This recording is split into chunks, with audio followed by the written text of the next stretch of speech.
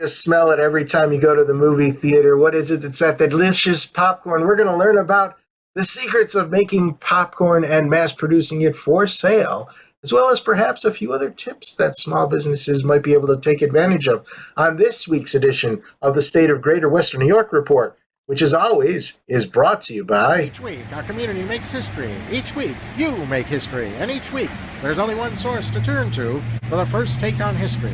You know what that is? Subscribe to the Sentinel right now to discover the history being made in your own backyard.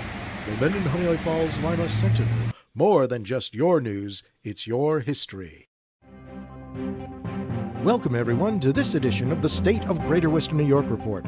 Join us each episode as we discuss fantastic topics ranging from history to science to the strange and the wonderful, as well as the treasured spirit with which our region has infused America. We challenge you to consider all things Greater Western New York, from our region's very beginnings to how it inspires, how it empowers, and why it is so admired. Here's the host of the State of Greater Western New York Report, Chris Carosa. And welcome, everyone, to today's episode of the State of Greater Western New York Report. With me today is Michael Bloch. Michael has had a very interesting career, and it's led him to something that is, quite frankly, very delicious.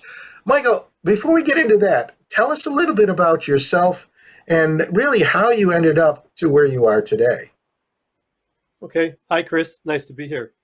I originally came to Rochester to go to school at RIT and started off in photography. About halfway through, I switched my major to business and wanted to work in advertising. When I graduated from RIT, I got a job here in Rochester with a chain of weekly newspapers selling advertising, which I did only for about a year and a half. And then I got a job with an advertising agency, also here in Rochester. Worked there for a while, and they lost one of their big accounts and laid off a few people, and I was one of the newer people there at the agency at the time, so I was one of the first 6 that got laid off. And so then I got a job working for IC Shaw at Executone selling business phone systems. And I did that for a while, and I had the idea in the back of my mind that I wanted to start a business and decided to start a newspaper. So I quit the job there at Executone and came up with a name and an idea and started a local business newspaper. That was in 1986, and it was called Business Strategies.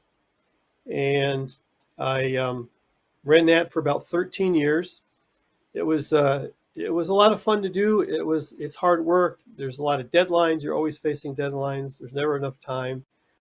But it's also interesting because you get a chance to get to know a lot of people in the local business community.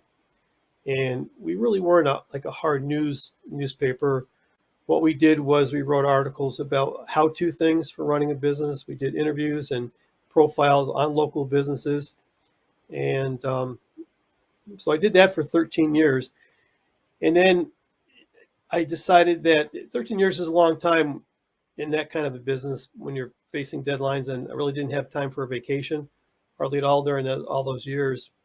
So I sold the paper and became a headhunter.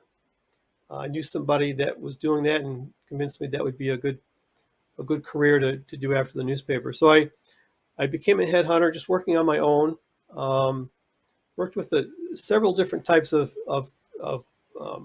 jobs, but then I sort of gravitated towards working with attorneys. Start off with tax attorneys, and then just more general attorneys at law firms. So I did that for quite a few years, and I still do a little bit of that now. But about 10 years ago, I had an idea to start a new business. That's the one with the tasting. So tell us a little bit about that. It's called Popcorn Charlie's, and folks, I bet you can guess what it sells. Yeah, we sell popcorn, and I wanted to start a business where I could sell something online. I wanted it to be a consumable. So if you treated people good, customers, and you had a good product, you'd have repeat sales. And I searched for a while, just looking at different ideas and exploring things. And first, came up with the idea to do gifts like nuts and chocolate candy. But as I was exploring that in more detail, I came across popcorn. And for some reason, it just sort of clicked with me. And I did some research. I talked to people who own popcorn businesses in different parts of the country. And, it sounded like a good thing that would be of interest to me. It sounds like the idea just popped into your head. Had to get that one in there. So, Michael, everyone knows what popcorn is, and they probably make it in their home. How do you mass produce this? Take us through that production process for both, say, regular popcorn and maybe some of the flavors that you add in. Okay. Well, we make several different flavors of popcorn. The most popular four are caramel corn, cheddar, kettle corn, and movie popcorn, which is salt and butter. And there's the popper right there. We have a commercial popper, so we can pop a lot in a short time. And we just everything's done. Compared to what you do at home, we just do it bigger. We buy popcorn in 50-pound bags of kernels, like a pallet of them at a time, thousands of pounds, and but we make it one batch at a time. So it's not mass produced in some kind of machinery that bigger companies do that sell in mass quantities. So the quality is better, it's fresher, and we also can cater to what customers' needs are. That's caramel corn. Caramel corn. The caramel corn, we pop it first, which is what you saw in the video before, and then it gets mixed in with the caramel flavoring and the sugar and the other things, and that's what the mixer was. We make a lot of flavors. We have, I said, cheddar. We have movie popcorn. We have blueberry. That's cheddar. The cheddar we melt the cheese and pour it on. You can see it pours on very slowly. And that's about 7 gallons that we do at a time. So it's all made in small batches. We have blueberry, we have strawberry, pina colada, we have spicy flavors, Cajun, and sriracha, and there's a lot of flavors. The popcorn that we sell in stores in the greater Rochester area, a select number of stores in bags like that. We also sell popcorn in bulk for like business events, for weddings. Weddings, people will do like a popcorn buffet and have maybe 4 to 6 different flavors of popcorn that people can scoop out. And we do a lot of weddings, especially during the summer wedding season. We do popcorns for baby showers, bridal showers, for fundraising, mostly for schools, fundraising in a smaller bag. Business events for a lot of companies that they use for internal things, employee motivation, employee events, customer events. And then also for gifts, we have popcorn tins. The majority of our business is local to the greater Rochester area, but we do ship popcorn all across the country.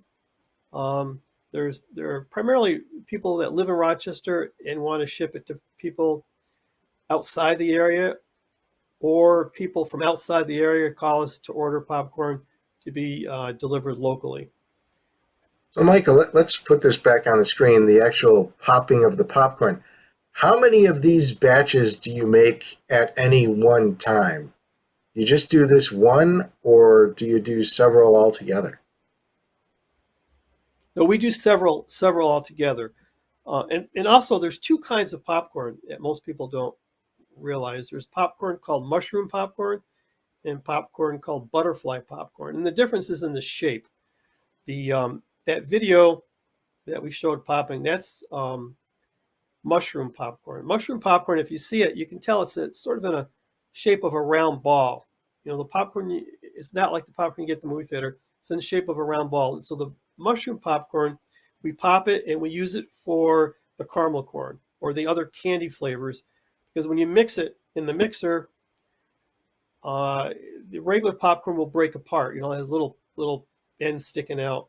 So the mushroom popcorn is used primarily for the caramel and other candy flavors like the blueberry and the strawberry. And then there's also butterfly popcorn, which is the traditional popcorn like you find in a movie theater. Both of them taste the same, but the texture is different and the shape is different. And so when we make the popcorn, we don't pop it usually all day long, but we will pop, like the mushroom, we'll pop it for several, maybe 10 to 20 batches at a time. And then we have big containers that we store it in. So we have it ready to, pour in the mixer when we make the caramel corn and other flavors. And then the same thing with the butterfly popcorn. We pop that several batches at a time. But we only pop enough to last usually a couple of days. So we pop it, several times during the week to keep up with the demand. That's actually a question that we had from the audience is how long can popcorn stay on the shelf before it, I don't even know if popcorn ever goes bad. Does it go bad? It just maybe gets stale, right? Exactly. Popcorn does not go bad. The worst that can happen is it can get stale. The popcorn lasts, it depends upon how it's stored, the humidity, and the kind of popcorn. The caramel corn or the candy flavors, they last the longest because they're coated. They're coated with the sugar and the coating. And so that'll stay fresh for up to 6 months, provided that it's sealed in a bag from the air. The regular movie popcorn will stay fresh the least amount of time because it's not coated with anything. And that'll stay fresh for close to 3 months. Again, if it's sealed good in the bag. And the bags that we use have a very good, they seal the air out very good. So they stay fresh. They stay fresh for 3 to 6 months, depending on the flavor. So how often do you go, say, and resupply retailers with popcorn? I know you're in a couple of retail locations. Is it once a week, every other week, every 3 weeks? Because you said it lasts around 3 weeks. What's your normal schedule of resupplying? Depends upon who it is. We have some customers where we go on a weekly basis. For example, Strong Memorial Hospital, they sell our popcorn in their cafeteria, and we deliver popcorn there every week, once a week. There are other retail businesses that sell our popcorn that will call an order. Leo's Bakery is one that sells quite a bit. We only have a handful. We kind of selectively pick who sells the popcorn. It's got to be the right kind of store. But Leo's Bakery is one. The Pittsford Dairy, Powers Farm Market, which opens next month for the season, and the Red Bird Market in Fairport and Skip's Meat Market in Fairport. Ours Market on Monroe Avenue. We also sell it at the cafeteria at Highland Hospital. So some of them are weekly. Some of them call when they need it, and then we bring it over. And others, we kind of go, we have a kind of a schedule. We know how much they need, and we bring it. Some of the businesses will order specific flavors in a certain quantity. Other of our customers let us just bring what we think they need and what will sell best, so we can do more of a variety of things.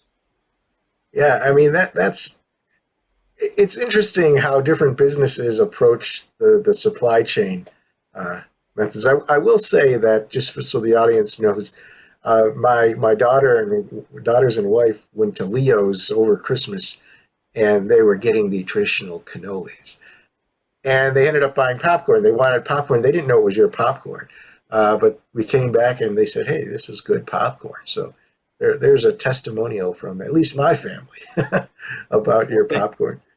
So we're gonna take a break here, and then Michael's gonna tell us about a little sort of we'll call it a publicity venture that he's going along with popcorn that really is something you know about that you don't even know you know about. We'll be right back after this message. Through the mists of time, nature and man have both created and buried treasures beyond the imagination. With the ages, these riches slowly dissolve into mere myths until they are forever forgotten. But there are those brave souls who tirelessly cling to the truth, ever seeking to discover the undiscovered, to reveal what has always been there, to uncover the hidden gems of a land thought forsaken but loved by millions.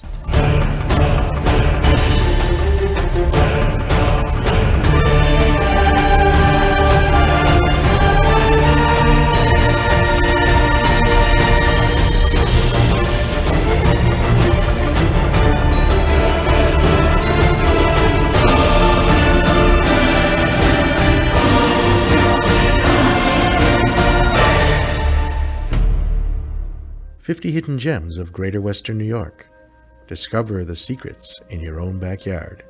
Buy your copy now at 50hiddengems.com. Welcome back. You're watching the State of Greater Western New York Report, and with us today is Michael Bloch. He's the owner of Popcorn Charlie's. Popcorn Charlie's, novelty popcorn, movie popcorn, candy popcorn, lots of different kinds of popcorn. But, Michael, you told me about an effort that you've been working on for I don't know how long now, but it's really interesting. Tell the audience about what you're doing to kind of promote not just your popcorn, but popcorn in general. Okay. Well, one of the reasons I started the popcorn business in the first place was because I wanted to start a business and focus on customer service. You know, so often you try to do business with companies and buy things, and sometimes you got to fight to buy something, and customer service is not good. So one of our key things is to provide really excellent customer service. And one of the things we do is we mail out handwritten thank you notes to our customers. And so I got thinking about, is there a popcorn stamp? So when we mail out the cards, you can put a popcorn stamp on there. I did a little research and found I could not find one. Apparently the United States Postal Service has never created a popcorn stamp. Well, I also found out that there's a committee. It's a citizens committee made up of a small number of people from around the country that decide on what new stamps the Postal Service will come out with. They come out with, I don't know how many commemorative stamps they come out with a year new, but I think it's maybe 6 to 8, 10.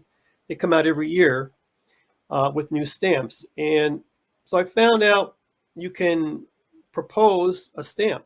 So we put together a proposal sent to the Postal Service to propose a popcorn stamp. And the information that you read online, the Postal Service tells you it's like a 3-year process, but you can start with the proposal. So we sent it in, and believe it or not, within a very short time, about a week, got a response back saying that they would discuss it at their next meeting. Well, that was about 2 years ago. And so like I said, I expected it's going to take 3 years. I did send a follow-up letter just recently, about a month or two ago, and got a letter back again quick. And they said that they didn't say it's going to happen, but they didn't say it wouldn't. And they said it's just going to be a little more time before we know. So I think that there's a good chance that they'll do it. I had to send in information about popcorn and told them that, popcorn is almost as American as hot dogs and apple pie, and seems just like a good subject for a stamp. So hopefully they'll do it. So for those of you not familiar, commemorative stamps look like this. It's just a novelty type thing that can be issued either as an individual stamp or as packets of stamps, 6 or 8, as you see here. Well, Michael, in your case, you're just looking for a single stamp, commemorative stamp, right? I think so. The Postal Service, they decide the design. They have somebody design the stamp. So I don't know. We propose the idea of a popcorn stamp. So I don't know whether they'll come out with more than one or just one, but I would assume just one. So in the process of asking for this, did you fill out an application first? Is that how it works, or did you just send a letter? I just sent a letter. In that letter, did you just give the idea, or did you have to sort of make your case of why you thought popcorn was worthy of a commemorative stamp? Yeah, I had both. I had it, give them a good reason. I told them I was in the popcorn business. There ought to be a stamp and a little bit of the history of pop. I don't have it in front of me now, unfortunately. But something like how much popcorn is consumed by people a year, and the history of it. Popcorn started off many years ago, late 1800s. People sold it on the street, like street vendors, Mm-hmm. and that was really how it got started. Sounds a little bit like hamburgers. Street vendors were doing it, but so Exactly. I wonder if there's a hamburger. You Yeah. So Michael, let's go. We have a few minutes left. Let's go into the idea of small business tips. Now I know that you ran an entrepreneurial club or group on small businesses, not big entrepreneurs, but smaller entrepreneurs in from all around. What are some of the tips or things that you noticed that made these smaller entrepreneurs successful?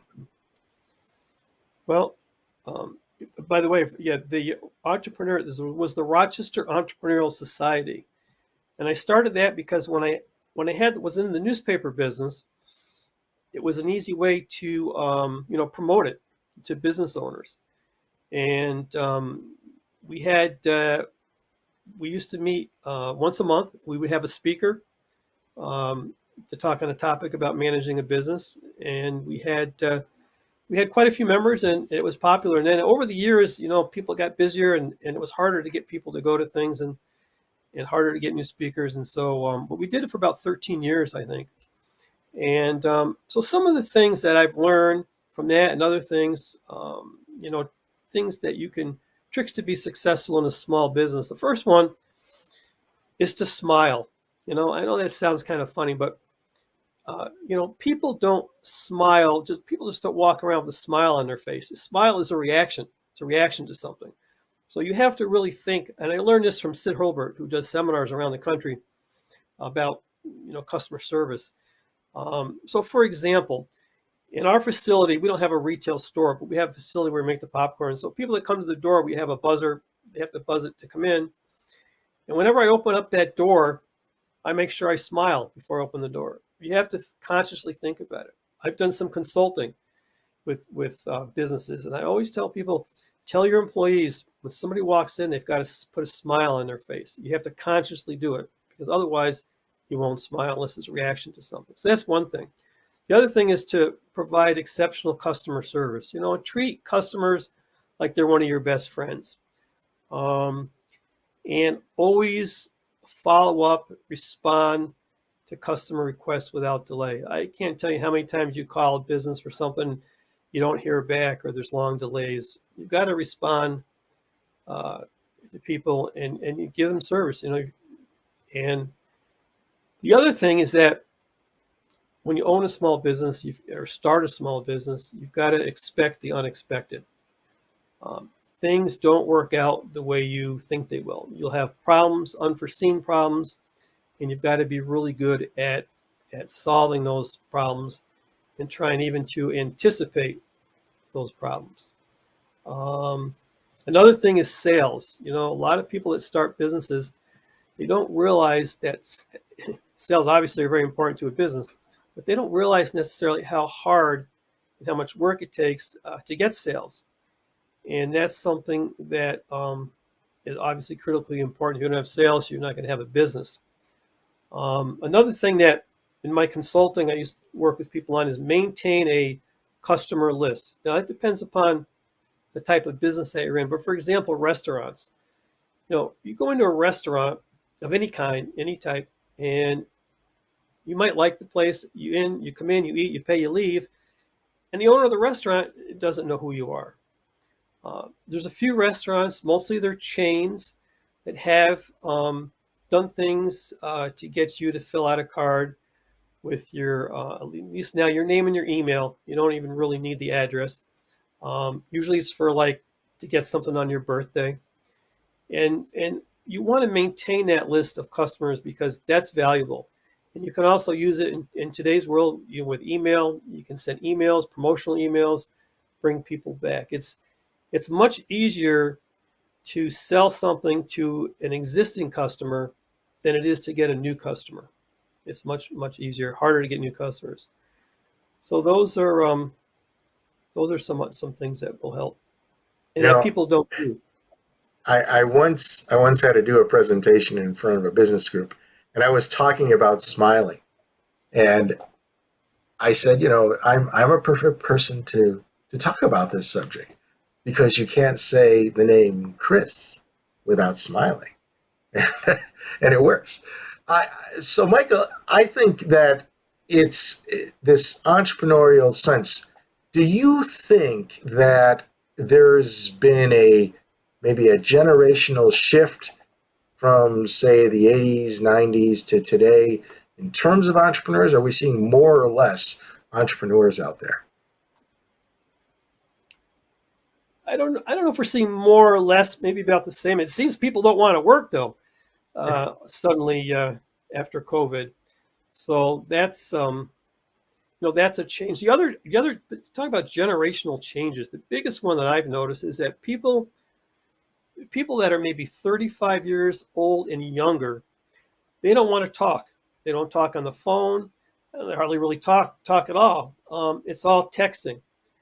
And I've had salespeople call me to try to sell me things, and they don't call. That's the point. I get something in the mail, then I'll get an email. I had one girl that tried to sell me advertising, and I wrote back to her and I said, I don't buy anything from salespeople unless they call me. And she wrote me back, "Oh, I'm really sorry. I hope I didn't inconvenience you." I wrote back and said, "I guess you guys don't have any phones in your office." And that was it. Never heard another word. And I think that's a generational change, and I think it's detrimental to business in general. Yeah. Well, or maybe think of it this way: are they successfully selling within their own generation? So I'm wondering if you're talking to a 20-something-year-old, they might say, "Hey, I don't buy anything unless I get a text." And maybe people in the middle say, "I don't buy anything unless I get an email. So I don't answer the phone anymore." I mean, that's another thing. I mean, how many people don't answer the phone anymore? So we're in maybe this transition period about the dominant communication form. And I don't know. I mean, I see people who say, I love the virtual world. And this is an example of the virtual world where we're going through a virtual studio instead of an in-person studio. It's more efficient. It's easier. The product is just as good, what the viewer sees. But there's something to be said about in-person meetings. When we break here, we'll be able to talk after the actual show airs, sort of like a decompression thing. But we're not doing it face-to-face. Whereas if we were in an in-person studio, we'd be talking face-to-face, and who knows? I mean, a different sort of interaction. And speaking of that, we're at the point now where it's time to just remind everybody that if you want to be a member of the audience, the live studio audience, you can. And that's the only way that you can ask questions like we had today for the host, is if you're in the studio audience live. The show airs every Sunday at 1:30 on our Facebook page and our YouTube channel. So you could join us there, or like the Facebook page, or subscribe to the YouTube channel. And when the show is rebroadcast, then you'll be notified of that. Or you can just go to our website and see it. But it's only the live audience that gets to ask the guests questions. You go there by going to stateof.greaterwesternnewyork.com. A little thing pops up. You sign in, register for free, and you'll receive the free invitation to be a member of the live audience. So other than that, Michael, thank you for being a part of today's show. Audience, as always, thank you for listening, and we'll be back next week with another interesting topic. That's all for now. We'll see you later.